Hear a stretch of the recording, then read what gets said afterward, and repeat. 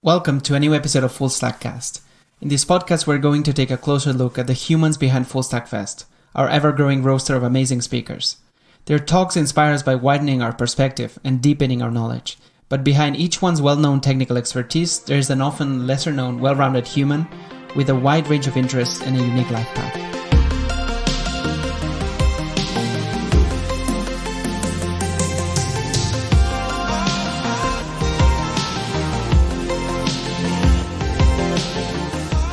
Full Stack Fest is an inspiring conference about software. It's happening in the first week of September in Barcelona, and it's organized by Codegram, who also produces this podcast.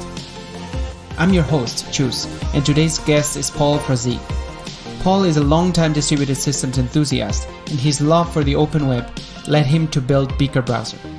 Cool, so, you have to forgive me, it's a little bit early and I'm a little bit waking up.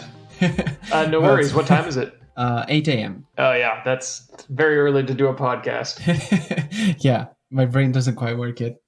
Anyway, so welcome to the podcast. And we haven't met yet in person, but I hope we'll meet in September at the conference. And yeah, we did meet your colleague, Tara Vansil. She was speaking at last year's Full Stack Fest. Mm-hmm. And it was quite enlightening for me, even though I had already read about the Beaker browser and peer-to-peer web and all this stuff, seeing it kind of presented to the audience, because, the audience can be a little bit skeptical sometimes of the peer-to-peer web. It's something that people still think it's quite new, or maybe, can it even work? Mm-hmm. Is it even possible? Mm-hmm. So I thought it would be interesting to talk to you and see a little bit more about that, because I'm sure a lot of people are wondering how they can use it, how they can use the peer-to-peer web, and most importantly, how it can change the world in a way. So I think that we can start talking a little bit about how peer-to-peer works, just as an introduction, because, it's been a while since people have heard this word outside of the context of BitTorrent, so maybe people don't really know yet. Yeah.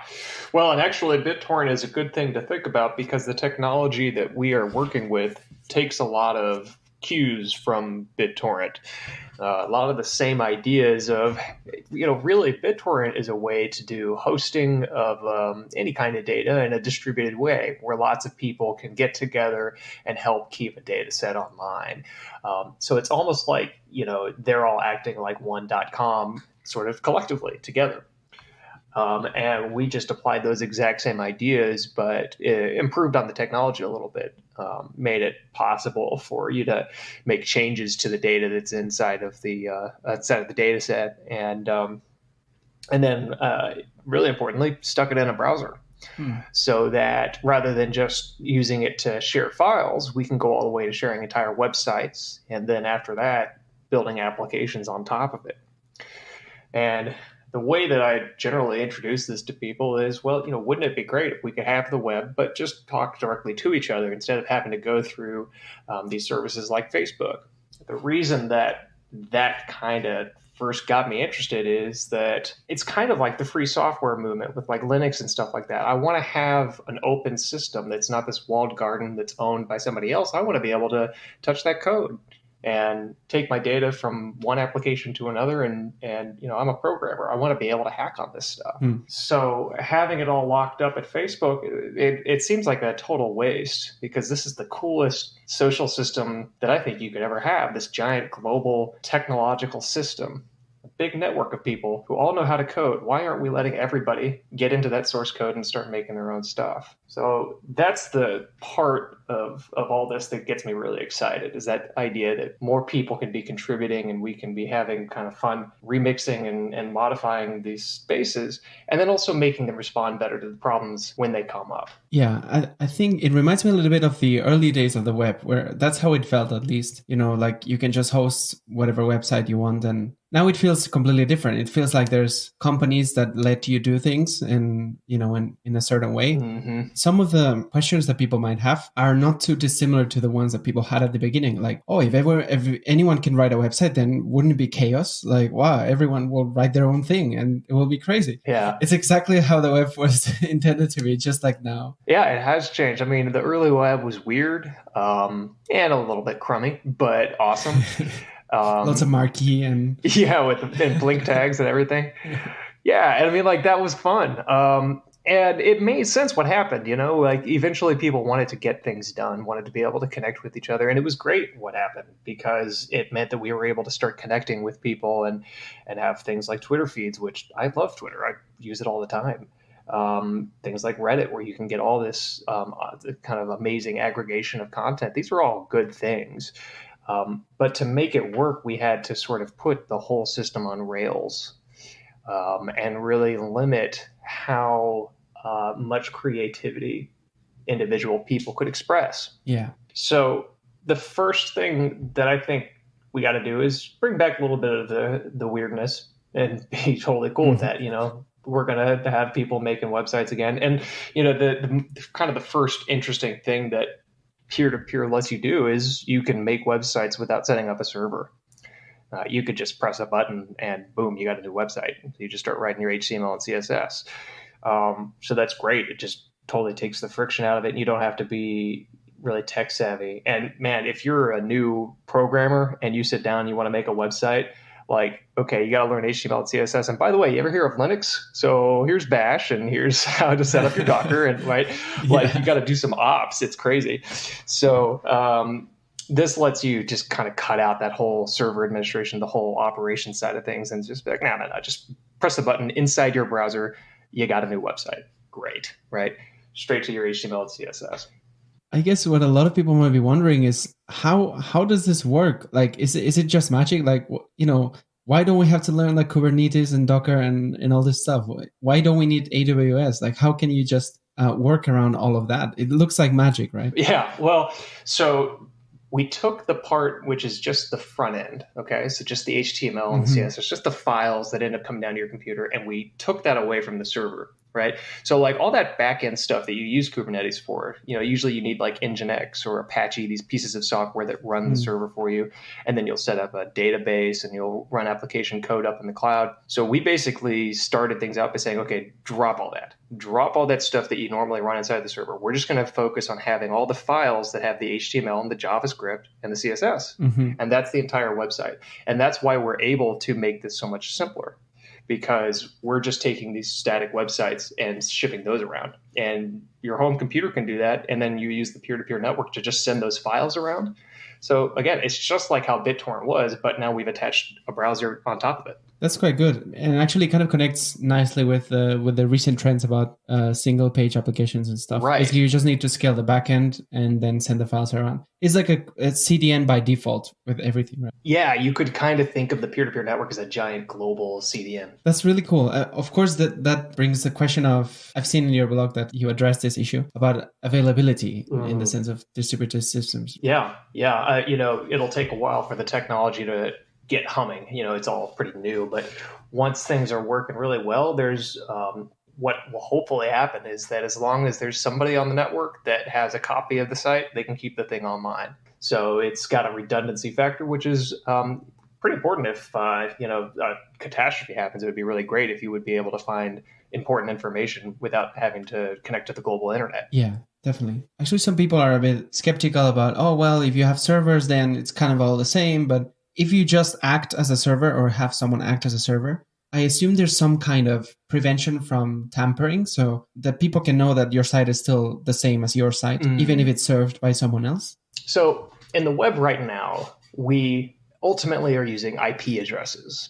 So like whenever you go to a website, what you're actually doing is you're connecting to a specific computer. If you say, I want to go to twitter.com, you're actually connecting to the Twitter computer. So what we have done is actually changed away from the IP addresses. And instead what we're saying is connect to a piece of content. And we use cryptography to create a sort of a name for this content that is public key is what it's called, as opposed to an IP address. So you're sort of asking the network, hey, I'd like to grab a piece of content, not talk to a specific computer. So it's content addressed. That's what it means, right? Yeah, you could use content hashes, or you could use public keys for people who are familiar with the stuff. We use public keys. And what this just means is that you're saying to the network, give me the content that is attached to this key. Don't tell me to talk to this particular computer. And as a result, it kind of doesn't matter which computers you talk to because we can verify the content matches that key. And as a result, whenever you're running, if you do use something in the cloud to keep your stuff online for you, so like let's say you make a website on your computer, you've got this public key that's the address of it, and then you say to some service in the cloud, hey, I'm going to turn my computer off. Could you just keep this online for me? It'll rehost that content for you, and other people don't even have to know about that cloud service. Because at the end of the day, all they're thinking about is, okay, well, is the address right? Great. Then I don't care who serves it to me because the information is self-verifying. In that sense, I think it's extremely different from a server. A server could literally do anything, modify any part of the content for any client. So yeah, like whenever you look at my Twitter account, you're actually trusting Twitter to faithfully represent what I've posted. Now, most of the time that works out pretty well, but it would be even better if you didn't have to trust Twitter. You could just be like, no, I know that's right. Twitter couldn't mess with it even if they wanted to. Yeah. Okay. I guess that addresses that. Honestly, like right now we don't have anything like that except the peer-to-peer web. So I think it's already a really good selling point. But I wonder as well if there's a step between, hosting a bunch of websites or your blog and hosting Twitter or, a complex social network, for example, a custom timeline for each client. Yeah. So this is an interesting question because basically what the timeline of our project has been for a while has been, okay, we got Beaker, the browser running. We got these peer-to-peer websites going, and we've been working with that for a little bit. And then it was like, okay, great, that works. What about a Twitter or a Facebook? How do you go to that next step? And that's basically been what I've been working on for at least a year now. And we have ultimately been looking at something that's almost sort of like a souped up version of RSS. Mm-hmm. I don't know if folks remember RSS, but it was like a way to publish your blog posts. Yeah. This was like before Twitter. It was people would have their own blogs and they would put this XML file out there that's like, okay, here are the list of the posts I've published. And then you would have this RSS reader. It was originally it was kind of connected to email. And so you'd get these in your inbox. Hey, a new post has been on Paul's website, right? Mm-hmm. And it was a decentralized system. It was just a way to sort of subscribe to the websites that you're interested in. The exact same premise works totally great here. You put out files that are like status updates, and these are just JSON files. Mm-hmm. And then if people are interested in what you're publishing, they can subscribe and sync these files. And when the new file shows up, inside that file, it'll just be like a Twitter post like normal, but instead it's just off of my peer-to-peer website. So you can subscribe to lots of these different peer-to-peer websites, and they'll aggregate down into your personal computer, and that's how the feed gets made. That's genius. Yeah, it turns out it works like almost exactly like Twitter does, where you could do comments and votes and like upvotes and likes and things like that. There's a whole lot of applications you can build that way. And so we threw together this little Twitter clone called Fritter just to see if it could work.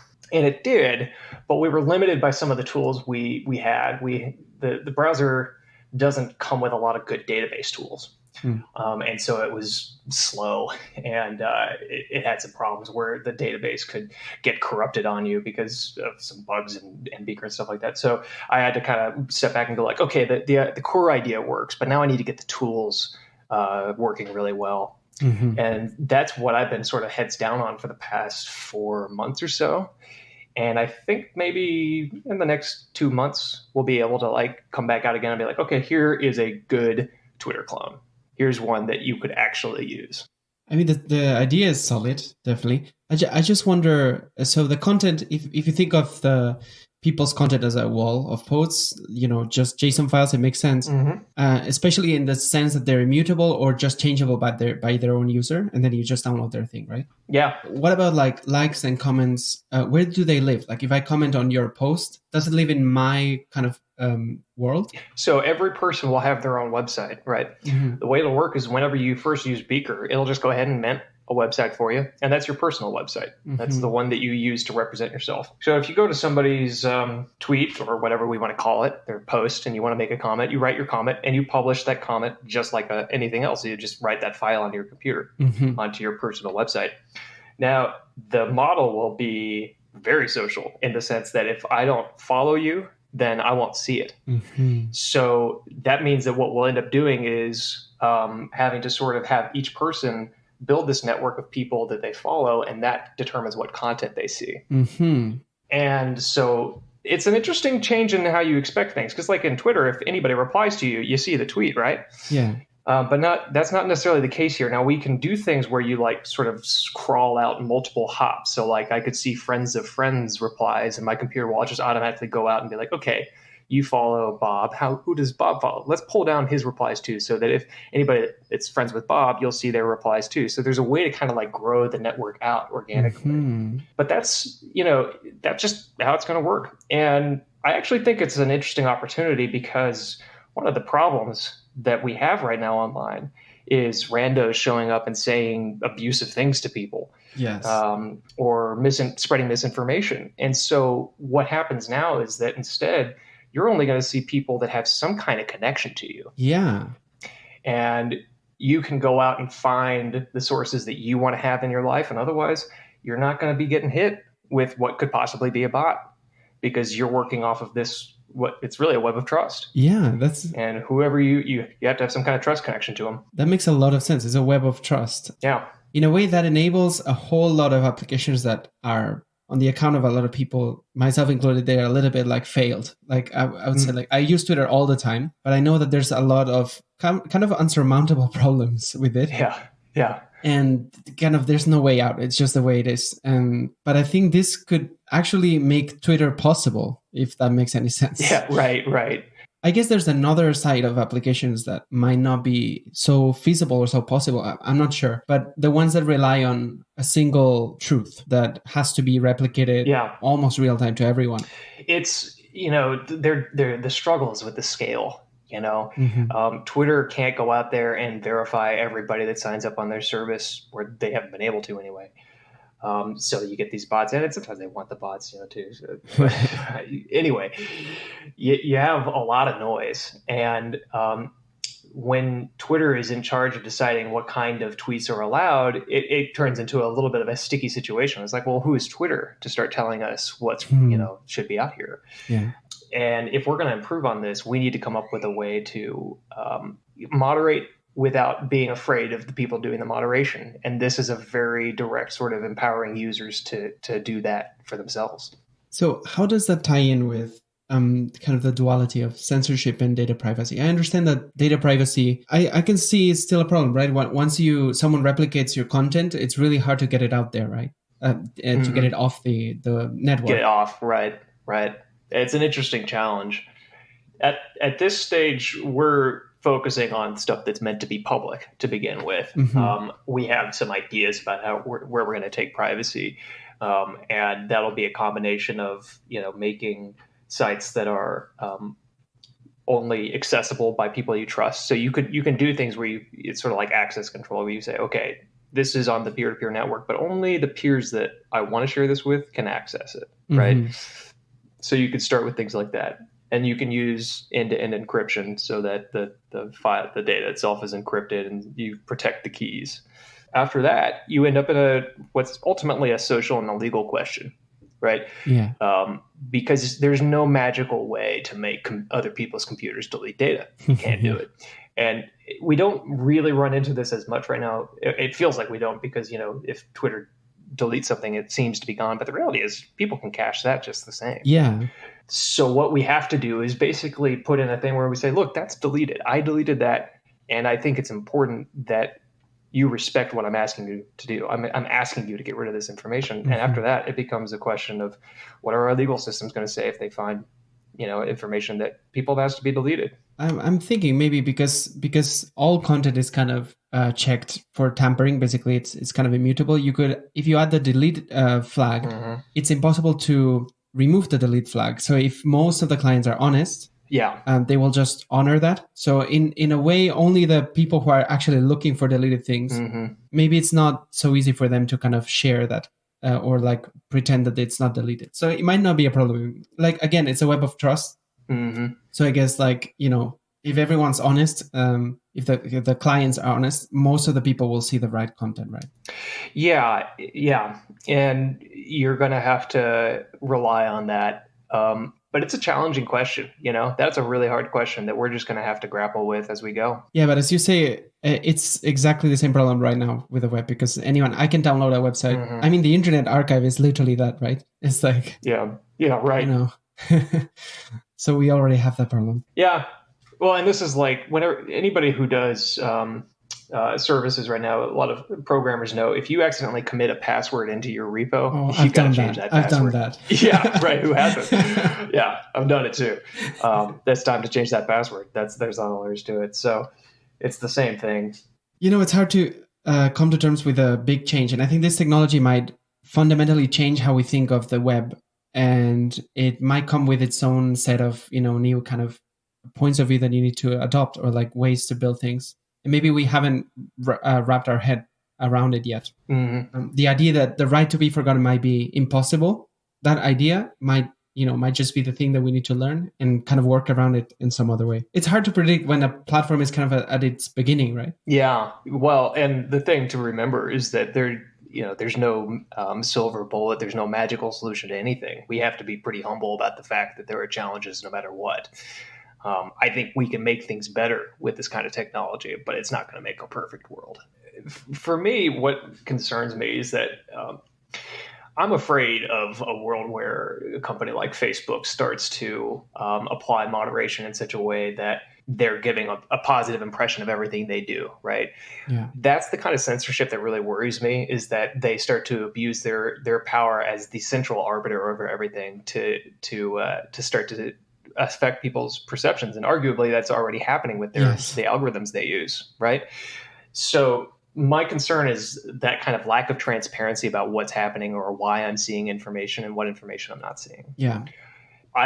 That's why I think it's such a good idea to go ahead and decompose things like moderation into user land so that we can have a much more accountable and transparent system for figuring out why something shows up or why it doesn't. Yeah, I think it's a much better start than giving everything to a corporation that arguably, I mean, as it reaches certain size, it starts to have leverage on governments and on kind of lawmakers, and it just gets downhill from there very quickly. Absolutely. Yeah. I wanted to digress a little bit, because we were talking about a social network, Fritter, and you were doing secure scuttlebutt before, right? Yeah. Is that, I'm never sure, is that a protocol or also a social network or both? It's both in a way. It's definitely a protocol. We'll start there. Mm-hmm. It's as a protocol, it's almost like Twitter turned into a protocol where rather than having websites like we do with Beaker in Secure Scuttlebutt, you have feeds. Everybody has a feed, and you post these messages to the feed. And in a similar way, they're all they use crypto to sort of verify themselves and spread out through the network in a big distributed way. The way that you then interact with those feeds, it could be through lots of different applications. You could have something that looks exactly like Twitter, or you could have something that seems like SoundCloud or, YouTube. It's a way to send information out and around the network. So kind of in a big sense, it's like all part of the Scuttleverse, right? But the applications, you can switch between all kinds of applications, which again is the point. We want to have an unwalled garden where anybody can jump in to any one of these applications and change the source, make it a little bit more their own, or even change the rules a little bit depending on what they need. And what made you move from Scuttlebutt to developing a bigger browser and kind of the other side of applications on top of that? Yeah, so Secure Scuttlebutt is an awesome community. It's still rolling, and they what happened with that was that eventually I got to the point where I thought, what I really want to do if I want to solve like I said, the walled garden thing is what really gets me going.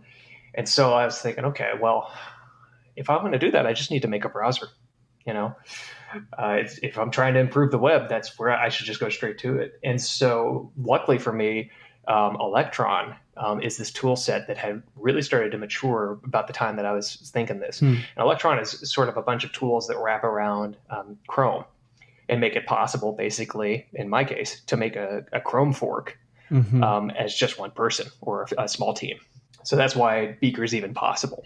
So once I decided to do that, I kind of stepped back and thought, okay, what are my technology options here? And as much as I love Secure Scuttlebutt, I needed something that really behaves like the web behaves. I wanted to be able to make websites, and Secure Scuttlebutt is these feeds. It's not really files. Mm-hmm. And so at that point, I decided to switch over to the DAP protocol, because the DAP protocol is files based, and that's what made it really easy to make these websites. And so that's why I switched over. So it was not for any lack of love for Secure Scuttlebutt, but just because it fit the need that I needed. So are you saying Beaker browser is made with Electron? It is, yeah. Oh, wow. Okay. I did not expect that. Like, I've been using it and it just feels like really slick and really smooth. And I would have never thought, I have this idea that Electron apps are really kind of heavy. And, with Slack and everything, when you have them all open, nothing works. Yeah. Well, you're not wrong. No, but you're not wrong. It feels, when you're using Electron, I think it feels really heavy. Unless you're actually running a browser, and then it feels appropriately heavy. And I think that's why I think we've gotten away with that, where people aren't like, this is, but I'm really glad to hear that it's snappy for you. We just actually put out a release today, which will hopefully even improve on that responsiveness. So it's the Electron team has been fantastic. And I owe so much to those people for doing the work that they do. And it just keeps getting better. We just recently managed to get process level sandboxing enabled, which was a big, sort of concern for a while. So the security primitives are getting better with it. And I'm actually really excited about having chosen to use Electron, because it's really paid off. Wow, that's pretty unique. I don't think anyone at the Electron team would have ever thought that, they turn a browser into an application and someone would have made a browser out of it. It's such a funny story, because originally they'd made Electron so they could do Atom. They were trying to make a text editor. Yeah. And somehow they ended up making Electron along the way, and here we are. Wow, that's quite weird. That's nice. Yeah. So actually, on the point of making a browser, I bet other browser vendors are at least aware of this peer-to-peer web, right? So what position do you think they take? Oh yeah, I don't think they know what to think yet. And I don't blame them. It's really early tech. And I think in some cases, I've had conversations with people at Mozilla, and they're very interested in it, but they're just not sure if it's going to pan out. And I understand that. I mean, all these companies have a number of different business interests, and this just isn't on the top of their list. So I think that they're in a sort of a wait and see pattern right now. Mm-hmm. Which is what I would expect. It's kind of up to us to show that, this really can work. This should be part of the web. So that's just the phase we're in at this point. I guess they move a little bit slower. I mean, they have a lot to worry about. So yeah. Well, that's good for you. I mean, it gives you a lot of a head start and to be kind of the leading browser, right? Yeah. It gives us a little time to mature the ideas, which I think is actually a really good thing. I wonder, because all that bandwidth that is now saved from a server, it's kind of spread onto everyone, onto kind of the users. Mm-hmm. Do you think this is going to be, because to share a website, maybe I want to share a website because I really like it, but if I want to share 200 websites, I got to think about my bandwidth a little bit. I also want my own bandwidth for myself. Mm-hmm. Do you think there's a kind of a cost model that can be, how do you envision in the future people kind of paying for that? Yeah, that's an interesting question. One of the cool things that we started talking about right away was, hey, isn't it neat that we can distribute these bandwidth costs? Of course we were going to talk about that. But in the long run, our home devices, our home connections, they all have limits. And these, my mobile phone has a limited battery life. Mm-hmm. Our personal devices are not meant to be servers. And so the future of this is that I think we're always going to want to have beefy computers somewhere, right? Mm-hmm. We're always going to want to have a server that is able to handle a ton of traffic, because that's just what scale requires. The peer-to-peer network can help by distributing the load, but sometimes that's not going to be fast enough. Sometimes you just need to have a really good computer.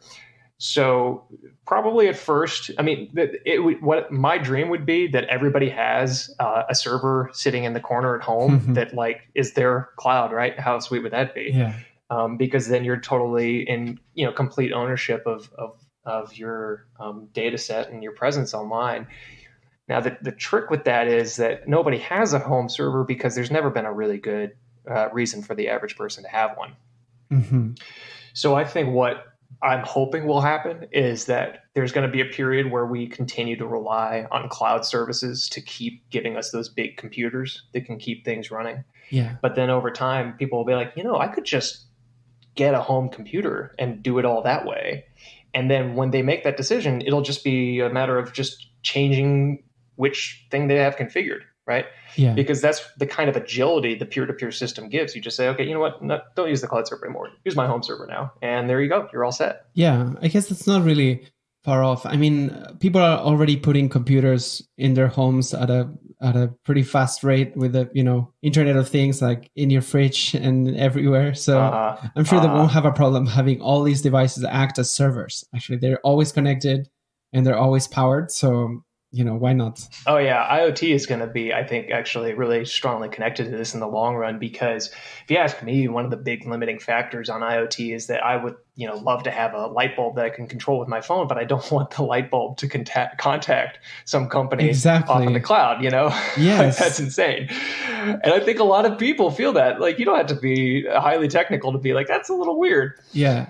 So eventually what I'm hoping will happen is that technology like these peer-to-peer networks will help sort of open the gates to IoT, because then you'll be able to have all this stuff running in your home and not having to phone some cloud somewhere. It's just connecting between this mesh of devices you have at home. So I think there's a pretty big opportunity there. Yeah, I think it's quite unexplored in that sense, like peer-to-peer for IoT. Mm-hmm. I guess it's also the completely opposite direction that the industry wants to go, and in terms of IoT, because I think they really want to have that basically a foot in your home. Yeah. If you can control the fridge, you know what's in there, when to order from Amazon, Alexa is always listening, Yeah, right. It's just, it's interesting, this kind of, opposing trends, right? The kind of open and decentralized web versus the big corporations. That's why I'm wondering, like, do you see at any time any big corporation maybe wanting to step into the decentralized web and like at least do their fair part to maybe not look as evil? Or do you think they will just ignore it for as long as they can? No, I think they'll ignore it right up until they suddenly really don't ignore it, Mm-hmm. right? They're going to be like, nah, that's nothing. And then all of a sudden they will embrace it in a big way. And my bet is that simply because I think my personal belief is that that's what is really holding back IoT. So at some point, one of these companies is going to say, you know what, it's time to really make a push on IoT. I think they haven't done something like this yet because they're playing to their strengths, right? It's Google, Amazon. These are the companies that are building these IoT devices, or, if it's little third-party companies, the cloud is the easiest way to make this work. So they're just kind of playing to the resources that they have. And at some point, when the peer-to-peer stuff has really arrived, I think they'll realize that that's an opportunity that they don't have to take a big leap on, right? It'll just be there for them to start to use, and that's when they'll make the leap. Yeah, I guess it's smart. And I agree that they want to solve the trust problem they have. Yeah. Yeah, that's another problem. Like, letting a corporation get so big, it's something that, once you do it, it's really hard to go back and say, no, actually, we don't want Facebook to be so big. Yeah, well, and that's why you have Elizabeth Warren out there having this discussion about breaking up some of these companies, because they got big, and now it's kind of everybody's like, this isn't great. This is a little weird. That's what happens. So. Yeah, I wish we will learn from this, actually, because this keeps happening, like it does keep happening, but that's why we just got to push, every time things get a little bit weird. All right, it's time to push in the other direction. Yeah, that's good. I think that's a really good thing that you're working on this. And right now in your team, do you have a lot of contributors, like kind of on the open source kind of sphere? Yeah. So the Beaker itself is mainly me. Mm-hmm. And then the protocol team is led by Matthias, and he has a small team. And then there's a nonprofit that we coordinate with that gives out grants to different developers to work on community contributions. Mm-hmm. So all told, I think there's probably somewhere around 7 or 8 people that are all in different groups, in the community, contributing actively to this technology. I mean, I guess that's very specialized work, at least at the beginning. You have to solve the hard problems first. So I guess then it will be Yeah. it will be time to open to the more wider community for people to contribute, right? Yeah, once the basics are done, yeah, I think it'll open up even more for sure. I think it's important as well because when you're designing such a kind of different system, having too many voices, it's a bit strange. Sometimes it's good to go to the hammock and have a bit of a think, and then design the proper thing, and then later show people and let people have their say. Yeah, I agree. It's you're always kind of asking yourself, like, do I need to like start pulling other people in, or do I need to kind of sit and do this on my own? And I'm just coming out at the tail end of having sat in the hammock for a little bit and done some work on my own. And now it's time to get back out and get the community involved again. So I'm hopefully, like, this is what I was saying, next couple of months, going to start going public with some of the work I've been doing, and hopefully we'll be pulling in more of the community again.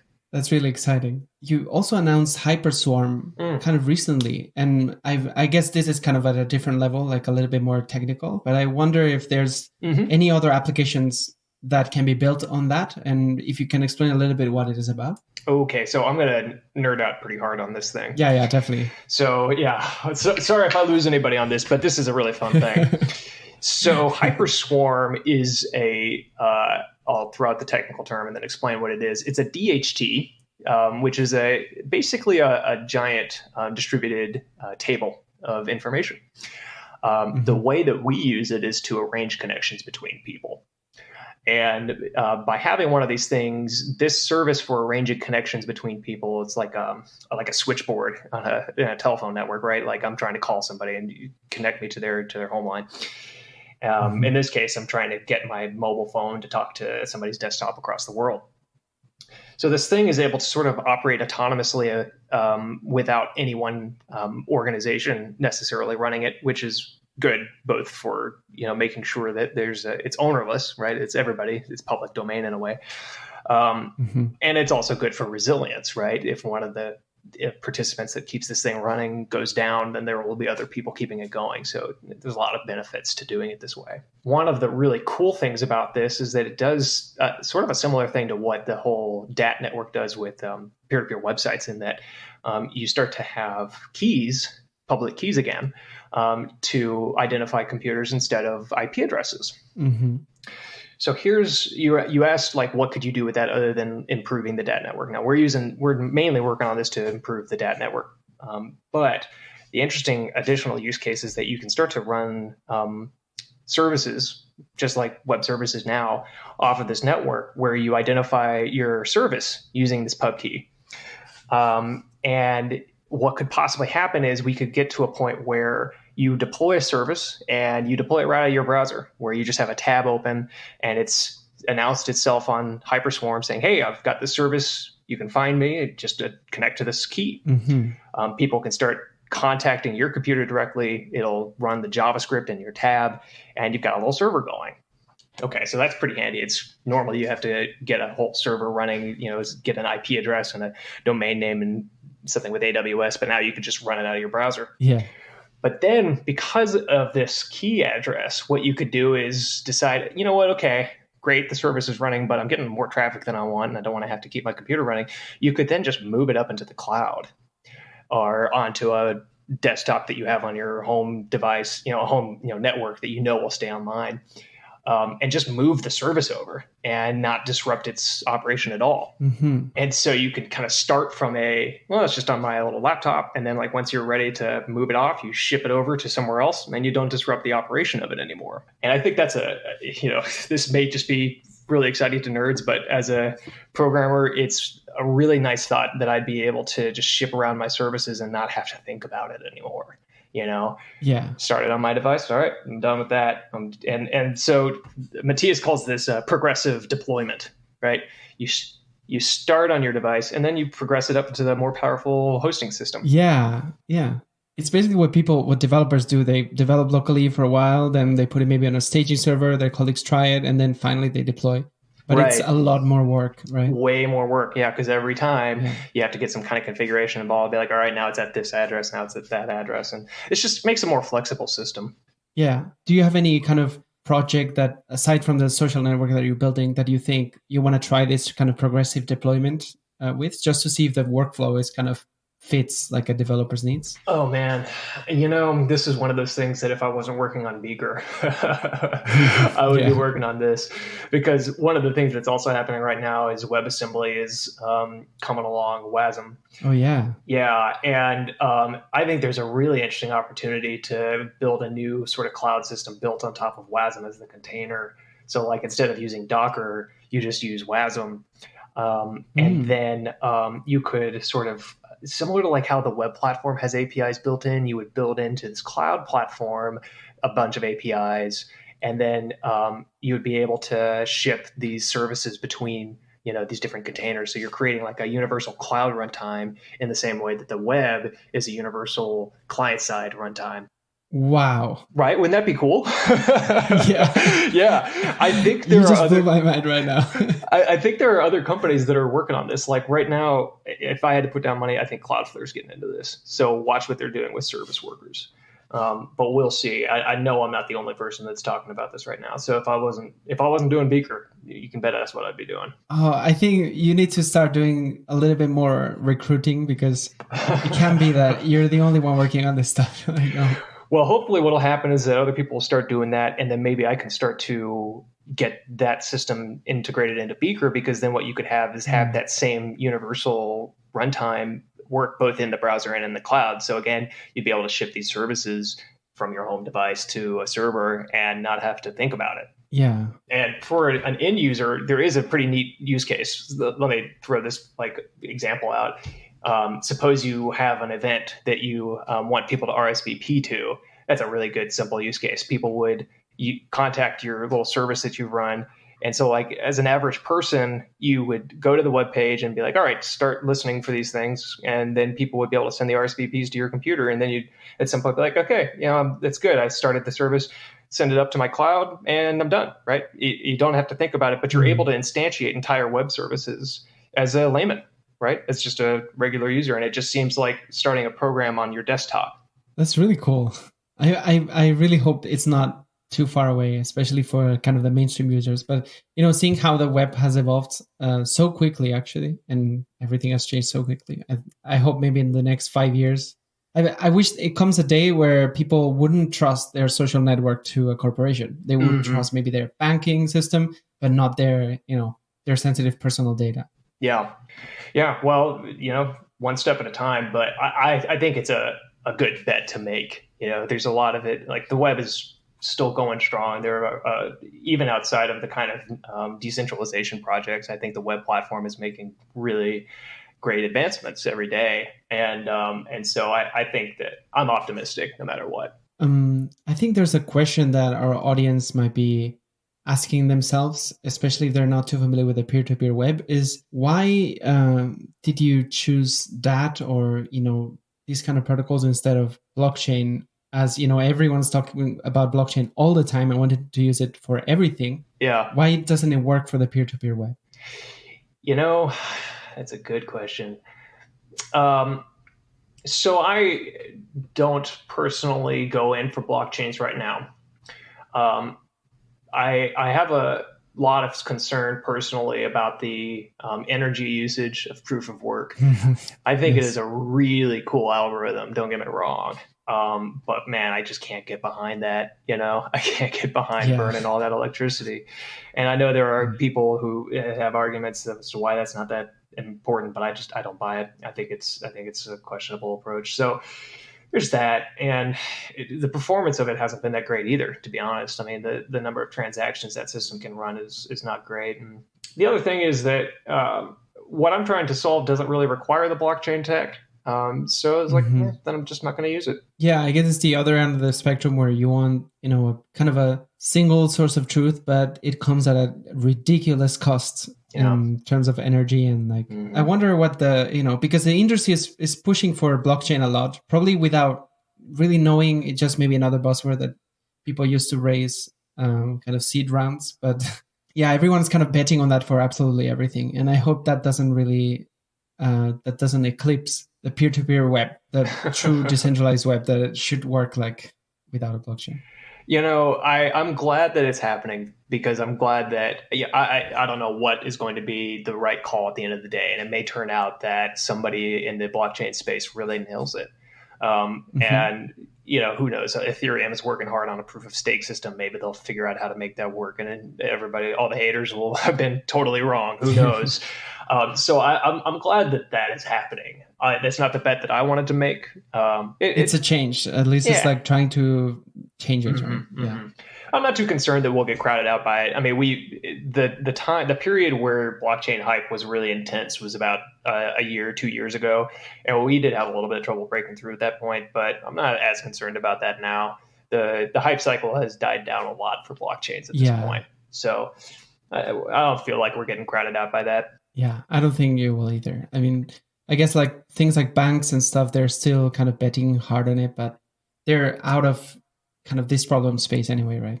Yeah, exactly. Yeah, the payments system, and I would love to have a great payment system too. So, again, I do have my fingers crossed that payments can get easier than they are. But yeah, it's not pivotal to what we need. Cool. So it's been a really great talk, and I've learned a lot about peer-to-peer web, and I hope our audience kind of gets a different perspective on what the web could be, rather than there's a lot of negativity around where the web is going, I think with good reason. But I think this could give like a breath of fresh air, I think. Yeah, I sure hope so. Yeah, I'm really looking forward to your talk in September and in meeting you in person as well. Yeah, same. Cool. So I'll see you in Full Stack Fest in September. All right, sounds great.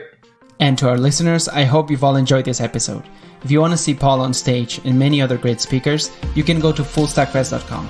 Until next time, and see you all in September.